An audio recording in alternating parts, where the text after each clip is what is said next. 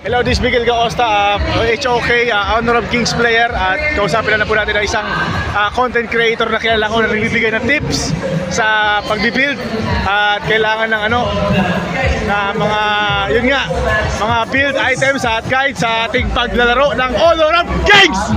Ha! Yeah! Sir. Tanging nakatali lang sa akin si Jollibee lang. Nag-vlog lang ako.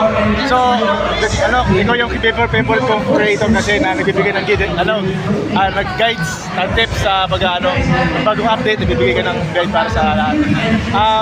Siyempre, battle player main ako ng jungler. Ano po yung sa tingin niyo yung mas maganda pa para sa akin? Jungle. Sa jungle, obviously, one is Lamb. Napakaganda ng Lamb. Okay. Kung naka-butterfly kasi I like very similar playstyle.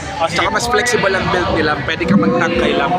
Ayun ang maganda. Tapos kapag nagpa-butterfly ka, tingnan mo yung cooldown reduction mo, pwede mo i-abuse yun. Build ka ng 40% cooldown reduction. Nagagawa ko po yun. Sige po.